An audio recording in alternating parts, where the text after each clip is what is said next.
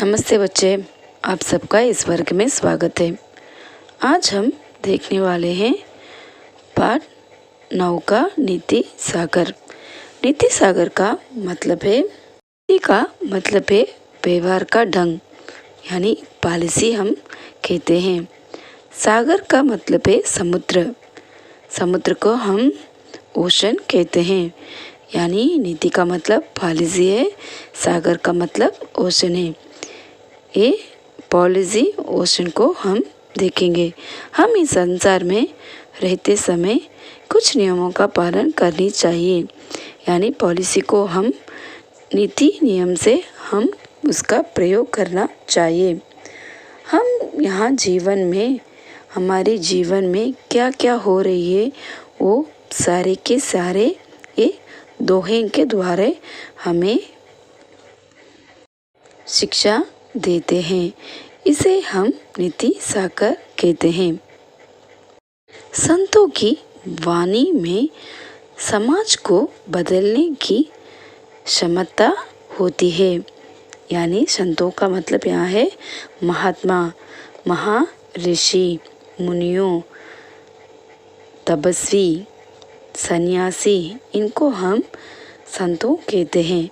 उनकी वाणी में यानी उनकी लिखन में या उनकी भाषा में हमें समाज को बदलने की, यानी समाज में क्या क्या बिगड़ने वाली काम है उसको हम बदलने के लिए क्षमता का मतलब शक्ति, सामर्थ्य हमसे वो होती है। इनकी वाणी से, इनकी बोलने से, यानी इनकी लिखनी से हमें समाज को बदलने की एक शक्ति मिलती है। इनके छोटे छोटे दोहे में जीवन का सार छिपा रहता है, यानी इन महर्षियों के द्वारा लिखी गई दोहे द्वारा हमारे जीवन का राज छिपा रहता है। वह हमें अच्छे रास्ते पर लेकर जाने की प्रयास करता है। इस दोहे के द्वारा हमारी जीवन बदल सकती है, क्योंकि इन दोहे के द्वारा इन्हें कहे गई वाणी से हमारी जीवन में एक आनंद सुखमयी जीवन हमें मिलती है। हमें बुरे आदत से अच्छे रास्ते पर, यानी भगवान की मार्ग पर चलने की रास्ते हमें दिखाते हैं। इन दोहे में भी गागर में सागर भरने का प्रयास किया है। आपको मालूम है घाघर, छोटा घाघर में सागर के पानी को भरने का प्रयास नहीं हो सकता है, वास्तव में ये नामुमकिन है। फिर भी गागर में सागर भरने का प्रयास, यानी इन दोहे का अर्थ से इनके समाज सुधारक, यानी समाज को बदलने की वाणी से हम घाघर से पानी हम ले सकते हैं, लेकिन सागर का पानी लेने का प्रयास किया गया है। इसका अर्थात है हम दोहे के द्वारा हमारे संसार में रहते समय, हम चलते समय हमें कुछ भी कष्ट नष्ट हमें नहीं पहुंचाएगी। हम इस दोहे के द्वारा हम भगवान की मार्ग पर आसान से जा सकते हैं। हमें अच्छे रास्ते दिखाने वाले ऋषि, मुनि, तपस्वी और सन्यासी कई लोग हमें इन दोहे के द्वारा बहुत सारे उपदेश देते हैं। इनमें से बहुत प्रस्तुत है बिहारी लाल, तुलसीदास, रहीम और कबीरदास। इनके लिखे गई वाणी से हम इन दोहे से हमें क्या सीख मिलती है, इसके बारे में हम आओ पढ़ेंगे। हम पहले दोहे को देखेंगे। या अनुरागी चित्ते की कदी समुझे नाही कोई, जियो जियो बूढ़े श्याम रंग तियो तियो उज्ज्वला होए। और एक बार पढ़ेंगे। या अनुरागी चित्ते की कति समुझे नाही कोई, जियो जियो बूढ़े श्याम रंग तियो तियो उज्ज्वला होए। इसका अर्थ है भगवान से प्रेम करने वाले इस मन की चाल को कोई नहीं समझता। यानी भगवान से प्रेम करने वाली के मन को कोई भी समझ नहीं पाते। भगवान उनके अंदर आ चुका है तो वो आदमी बहुत साफ सुथर से अपनी दोष को दूर करके दूसरों के सामने खड़ा हो जाता है। जैसे जैसे मन भगवान कृष्ण के रंग में डूबता जाता है, वैसे हमारे मन में भगवान प्रवेश कर लेते हैं तो हमारे मन श्री कृष्ण के रंग में यानी उनकी महिमा में डूब जाते हैं। वैसे वैसे इसके सारे दोष दूर हो जाते हैं। हमारे मन में भगवान अंदर आने पर हमारी सारी दोष दूर हो जाते हैं। ये और अधिक निर्मल हो जाता है। एक व्यक्ति अपने अंदर भगवान को समा लेता है तो अपने मन में भगवान आ जाता है तो वह व्यक्ति निर्मल हो जाता है यानी साफ हो जाता है। उनके मन में कोई भी दोष नहीं होती है, वो सब दूर हो जाती है। इसका अर्थात है कृष्ण के रंग में रंगना का अर्थ यहाँ श्री कृष्ण के बारे में कहा गया है। इसका अर्थ है जैसे जैसे मन भगवान कृष्ण के रंग में डूबता जाता वैसे वैसे इसके सारे दोष दूर हो जाते हैं और ये निर्मल हो जाता है, ये साफ हो जाता है। हम कभी भी कृष्ण के भगवान कृष्ण के रंग में डूबना चाहिए। भगवान के पास हमें विनती करना चाहिए और वे हमें अच्छे रास्ते दिखाएंगे। अब हम बिहारी लाल जी के बारे में देखेंगे। लेखक परीक्षा बिहारी लाल हिंदी साहित्य के ऋतुकालीन कवि बिहारी लाल अपने दोहे के लिए प्रस्तुत है। बिहारी लाल जी अपने दोहे के लिए बहुत प्रस्तुत माने जाते हैं।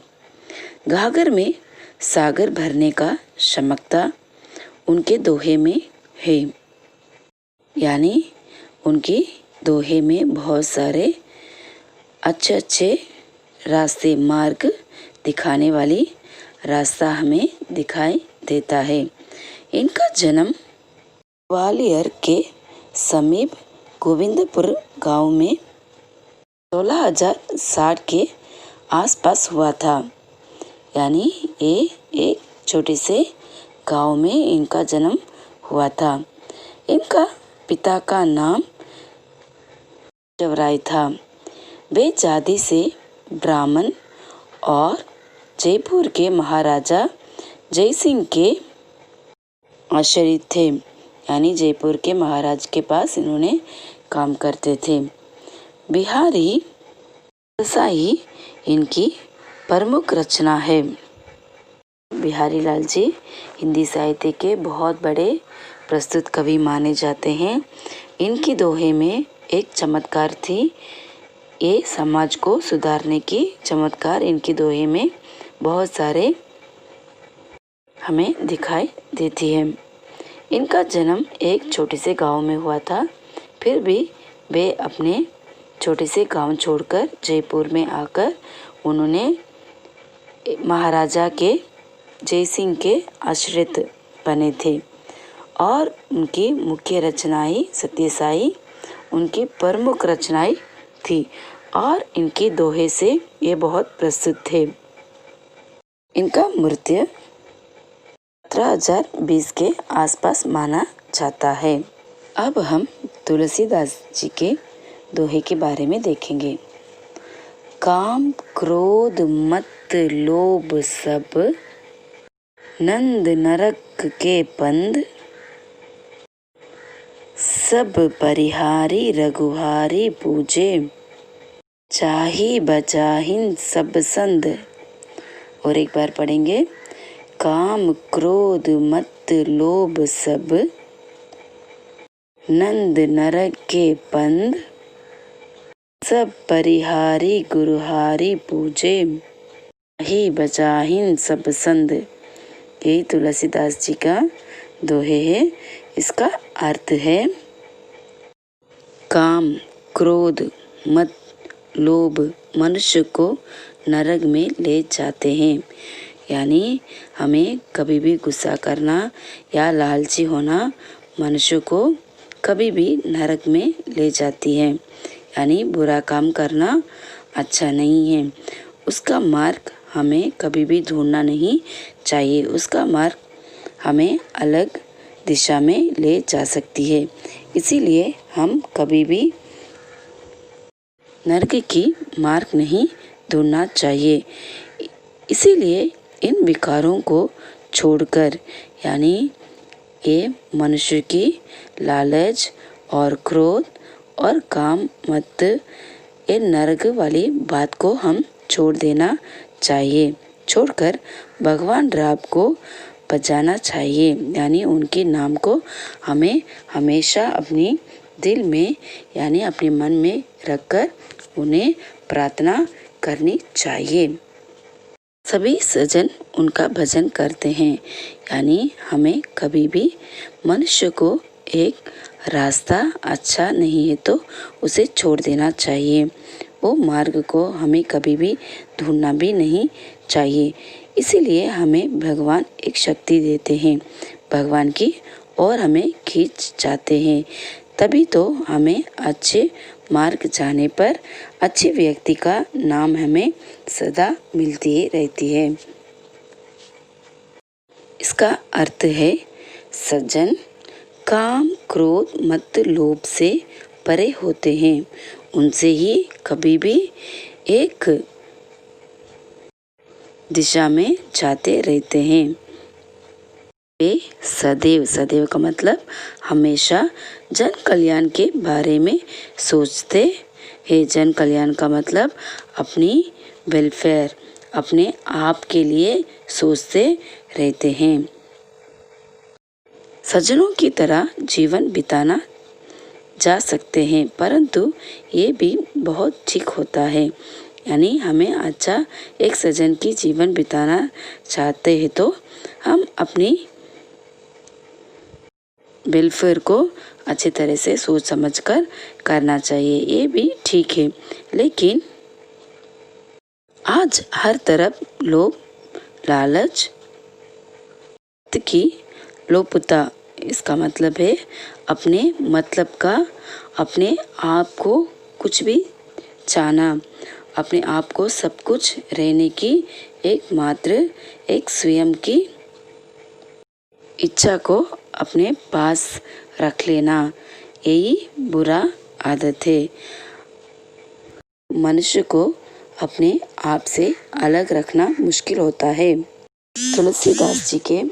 तुलसीदास जी के कहना है कि सब विकारों के बाद यदि मनुष्य अपने मन पर नियंत्रण रखे तो वह सज्जनों की तरह जीवन बिता सकता है। यानी अपने आप पर, अपने मन पर एक काबू रखनी चाहिए। तभी तो एक मनुष्य, एक अच्छे व्यक्ति अपने जीवन को अच्छी तरह से बिता सकता है। कभी भी अपना मतलब का काम वो कभी भी सोचना नहीं चाहिए। एक काम को करते समय उसमें क्या लाभ है, क्या मतलब है, ये सोचकर कभी भी हमें कदम रखनी नहीं चाहिए। हमें कभी भी अच्छे काम से दूर अपने आप को करना नहीं चाहिए। बुरे काम से हमें कभी भी दूर रहनी चाहिए। एक अच्छा व्यक्ति का काम है कि वो अपने आप को, अपना मतलब को कभी भी समझना नहीं चाहिए। दूसरों के भला के लिए वो अपनी जीवन को बिताना चाहिए। यही अपने मन में कभी भी रखना चाहिए। इसके बारे में तुलसीदास हमें इन दोहे द्वारा निमंत्रण देते हैं। अब हम तुलसीदास जी के लेखक परिचय के बारे में देखेंगे। रामशाही कवियों शाखा के राम भक्त कवियों में गौरी स्वामी तुलसीदास सबसे पहले गिने जाते हैं। ये एक राम भक्त थे।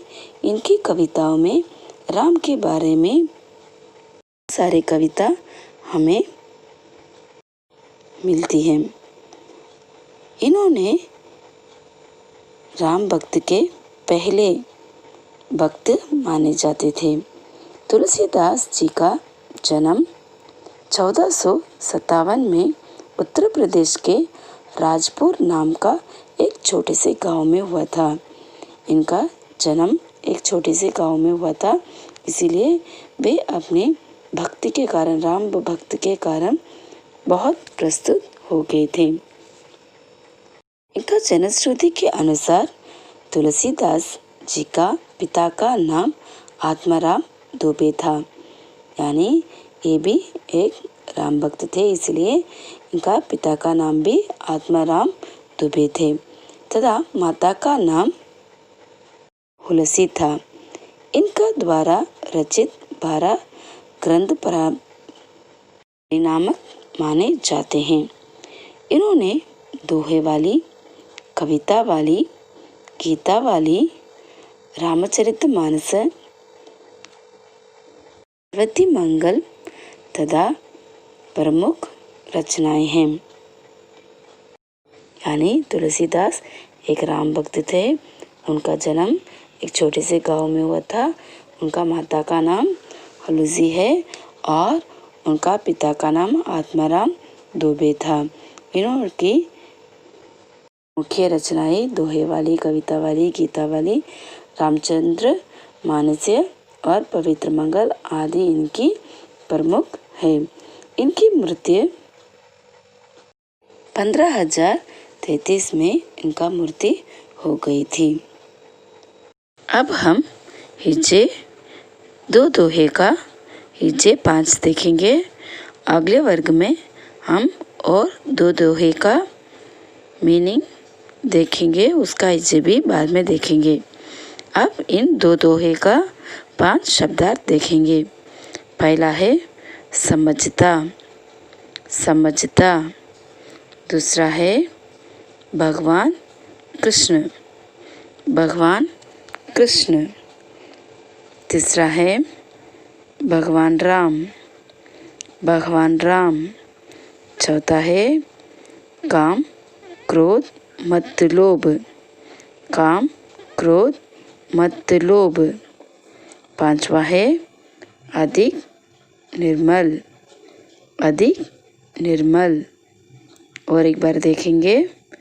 पहले है समझता, समझता। दूसरा है भगवान कृष्ण, भगवान कृष्ण। तीसरा है भगवान राम, भगवान राम।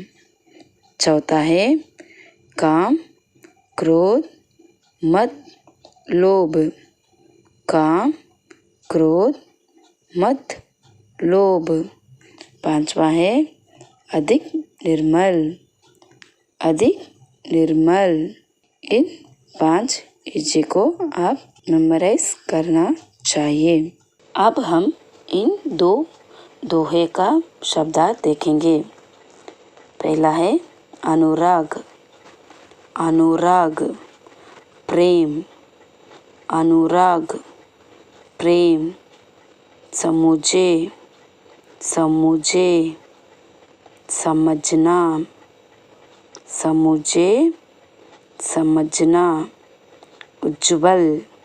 तीसरा है उज्ज्वल, निर्मल, उज्ज्वल, निर्मल। परिहार, परिहार। चौथा है परिहार, छोड़ना, छोड़ना।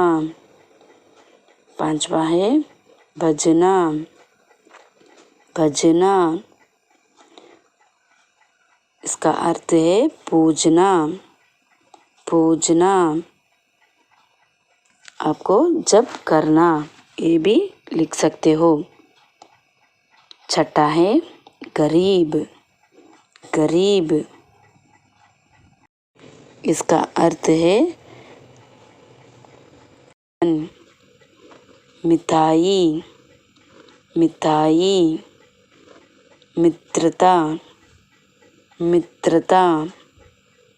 और एक बार हम पहले से देखेंगे।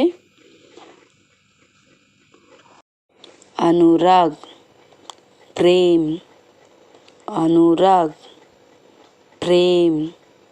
दूसरा है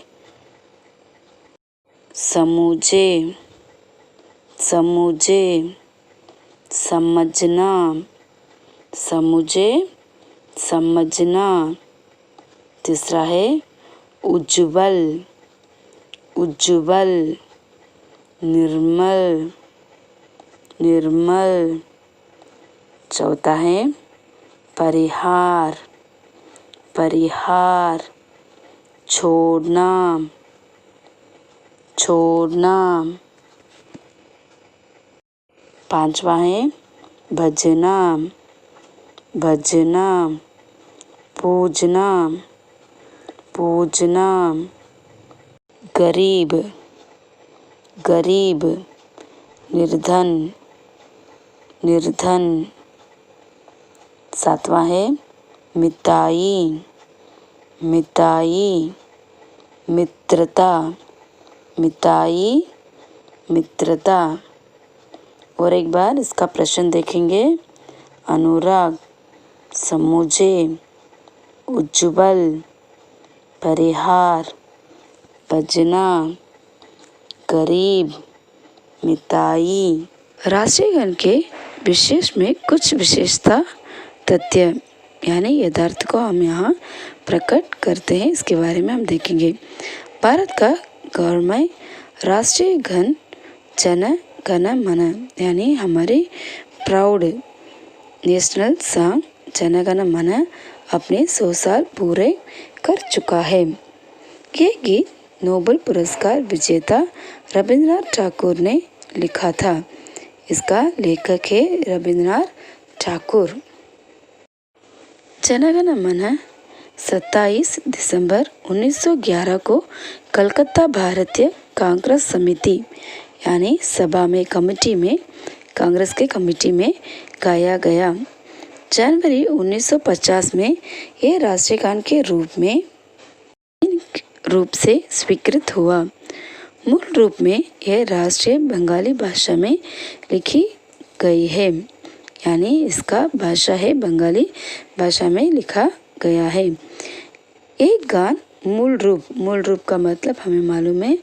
हम झाड़ में कैसे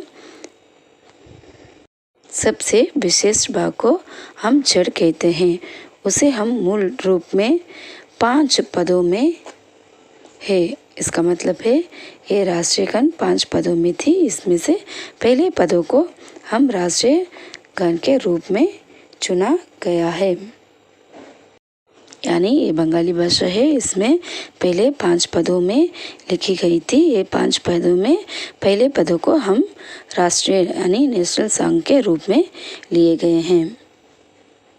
सन 1919 में रविंद्रनाथ ठाकुर ने इस गीत को अंग्रेजी में अनुवाद करा यानी इसको ट्रांसलेट अंग्रेजी में कर संगीतबद्ध किया यानी म्यूजिक इन्हें डाला था।